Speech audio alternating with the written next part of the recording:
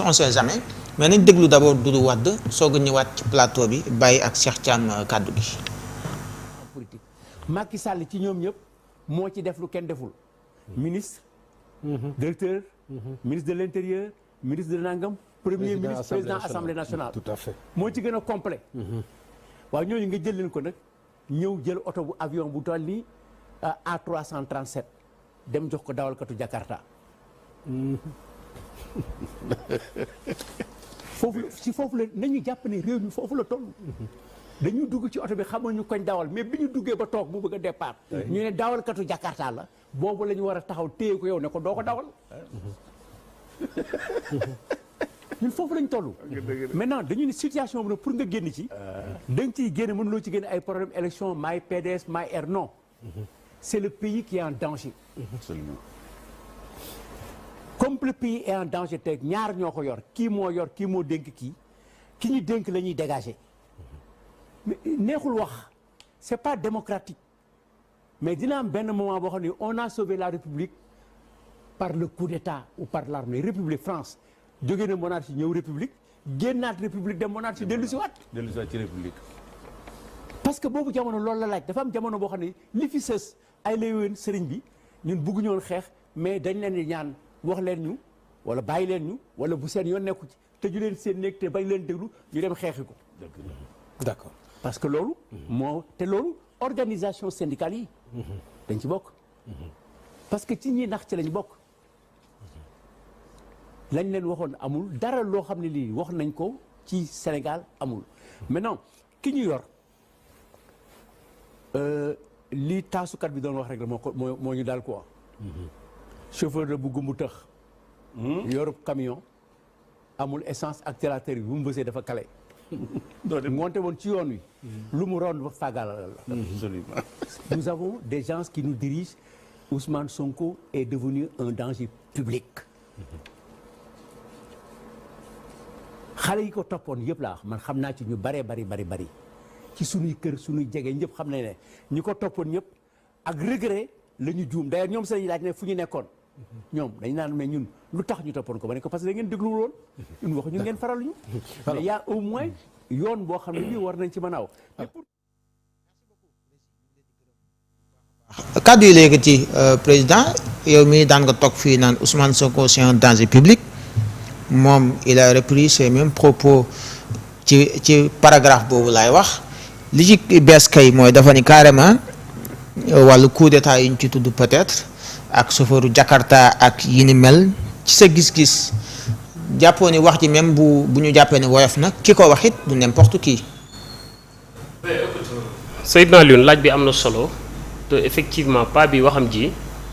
dafa yaatu ba pare wuute ci biir. waaw indi na ay coow lu rëy ci suñum réew coow lu bare ci biir réew mi ak ca bitim réew ba ñu woo ko fi mu ne nii sax jàpp naa ni fii ñuy waxtaanee nii. mu ngi ci ñu koy déglu ci li ma njort. xamaguma lu fa mujjee génn. wax ji war nañ ko càmbar xam nga la nouvelle tendance politique du Sénégal ñun ñi nga xam ne dañoo ñëw dugg ci langue politique bu Sénégal li ñu war a apporter lu bees mooy li ñu war a indi lu bees lu wuuteeg li fi nekkoon mooy d'abord dëggu nga xam ni mooy suñu slogan ñun waa ma réew 3D mooy dëggu dogu loolu mooy xëcc mbàllaaw ci tefes dëggu googu nag dafa may permettre. ma taxaw ci li ma doon xalaate ci ni ma doon waxee bu fekkantoo ni tey Macky Sall moo nekkoon ci réew mi wala benn membre ma réew 3D moo nekk ci réew mi ma déglu paa bi wax ji dinaa ko sende oui am na lu mu wax loo xam ni kenn mënu ko dindi mu ne Sénégal Boeing 747 la woon wala 777 wala Airbus bi gën a ngande ci avion yi ci monde bi amoon pilote bu tuddoon Macky Sall mu ko doon doxal muy dem fu ne di indi koom-koom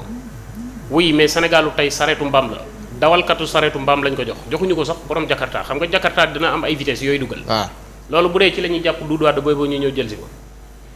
Jakarta laaj na science un tout petit peu laaj na scientifique il faut nga nekk chauffeur pour def ko maanaam xam nga boo demee Touba xale yi am 8 ans 7 ans 9 ans ñu leen di jox charrette mbam. waaw ñooñu ñoo tane Diomaye ci ni muy conduire réew mi moom ak Sonko c'est ça la vérité. li nga wax nii non mais je te dis la vérité. kiiwul gën a xaw non mais je te dis la vérité c'est la vérité il faut le dire maintenant. waaw loolu dëgg la ñëpp nangu nañu ko maintenant am na foo xam ne d'accord ma fa ak Doudou Wade. même Oui. su ma contrer Ousmane Sonko ak Bassirou Diomaye Diakhar Faye. man j'inspire ou j'espère diriger ce pays un jour mooy sama vocation.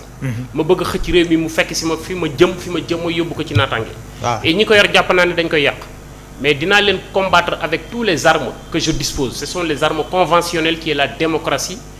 et le débat d'idées mooy li may def nii via ton antenne may jàkkaarloog Sénégalais yi di leen wax Sénégal daa war a génn ci guuta fii la jëm te nii lañ ko fay yóbboo ñun ñi koy laaj man ci arme yooyu laay xeexeek Ousmane Sonko mais néanmoins am na benn limite wala benn genre de confort boo xam ne waruñu ko génn que ça soit muy Doudou Wade que ça soit muy Père Moustapha Diakhaté di sama xarit que ça soit muy képp kuy opposé wu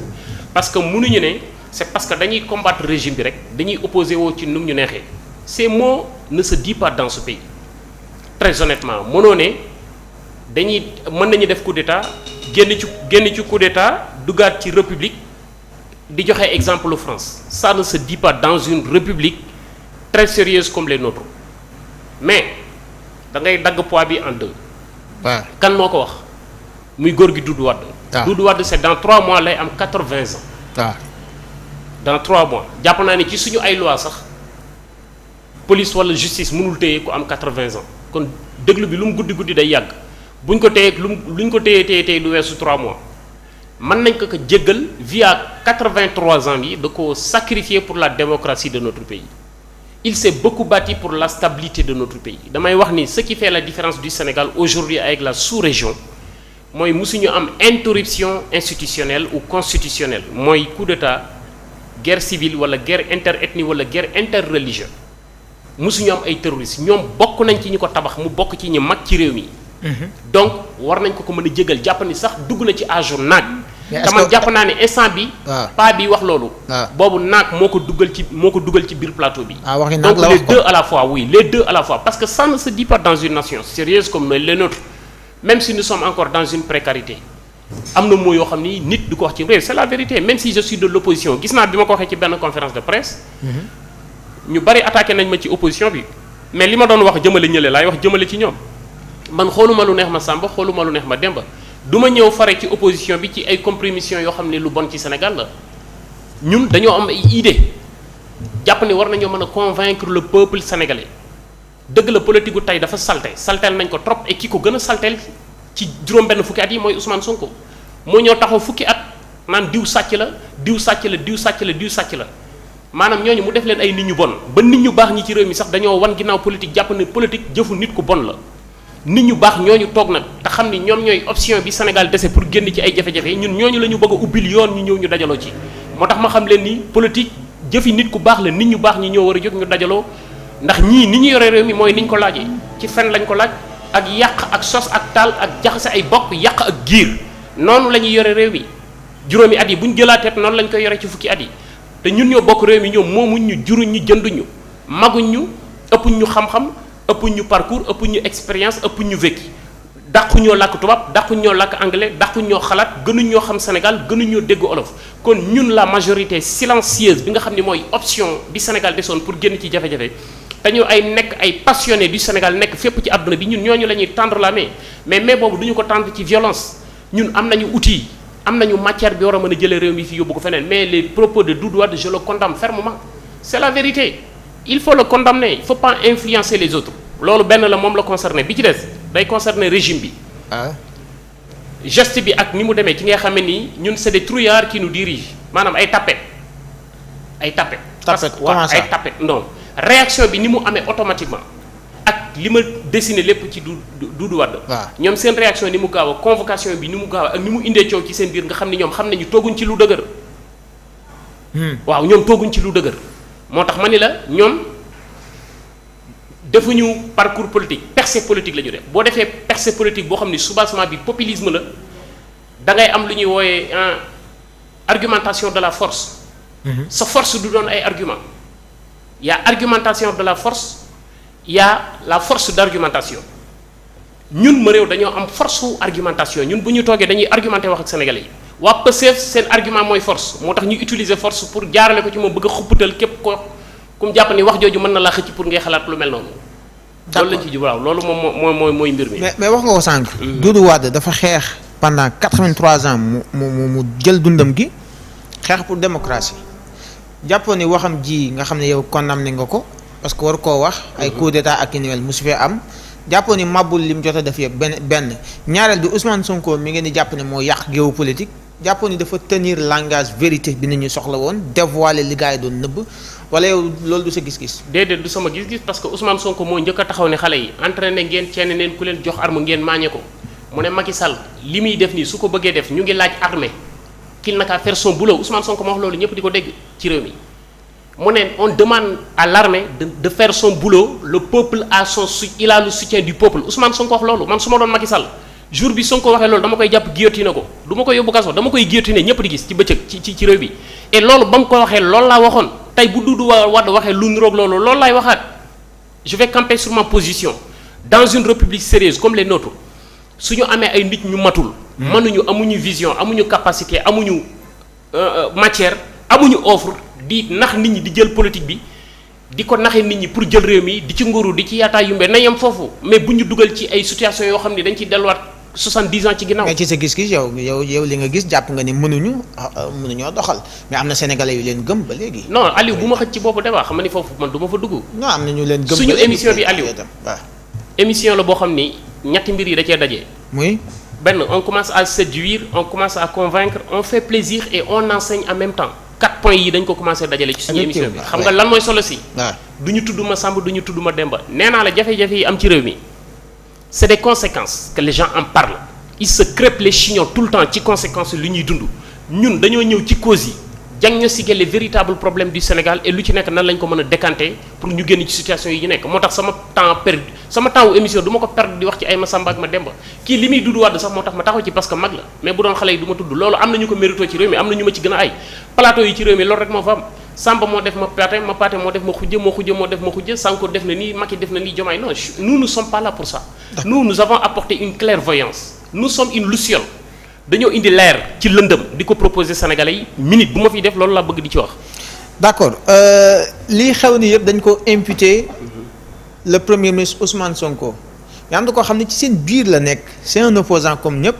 mais dafa jël lépp imputer ko le président Diomaye moom nee na Diomaye moo gën a du ma ko wax nag. parce que man ma tudd ko dafay doon benn répétition dama koy bàyyi mu waxal ko boppam Aminata Touré jox ma Oumar Sow. moom itam ñu def ci quelques minutes ak le président bala ñoo dugg ci question yi gën a essentiel ci suñu jotaay donc Oumar Sow sànq muy woon ca sûreté urbaine bañ ko dékkee micro dafa wax ni carrément kii lii di xew ni yëpp ñu jàpp ne Ousmane Sonko la du Ousmane Sonko nee na c'est le président Diomaye qui est derrière tout ça mooy jël Ousmane Sonko di dóor ci opposition bi jëlaat justice di dóor ci kaw Ousmane Sonko juste parce que moom ci boppam moo gën a doy waar Ousmane Sonko nii la ko sawaay waxee muy Omar Sow ñu baal ma su dee régi baax na waaw nañ ko déglu ndax man moo mën a yebbee ko ndax moom waxam la du samay wax nag ci moom laa ko jëlee nañ ko déglu. di wax nag opposition bi bu ñu jàppee ne Sonko mooy ku nekk ci derrière sur les arrestations dañuy nax seen bopp Diomaye Faye moo nekk ginnaaw lii xew yëpp moo nekk di jël opposition bi di ko dóor ci kaw Sonko di jël Sonko di ko dóor ci kaw opposition bi di jaxase ci biir opposition bi di créer leneen. Omar Sow moom lii la gis de mais lépp suñu président. je le connais c'est quelqu'un que je respecte ses positions bërki démb bi ñu convoqué Pape Gandiaye dajo nañu fa mu ñëw saluer nuyu ma ak beaucoup de générosité ak respect bu mat sëkk. mais ces propos moi je pense que c'est par rapport à les informations qu'il a dama ne la les informations qui définissent la perception que nous avions bu ñuy topp dara man niveau d'information bi ma am ci problème bi am diggante Ousmane Sonko ak Diomaye man pour moi c'est beaucoup plus profond que ça. du ma wax lii man pour man jàpp naa ni Ousmane Sonko peut-être il est en train de se faire protéger par Diomaye. jàpp naa ni Diomaye sax il fait semblant de protéger Sonko par rapport à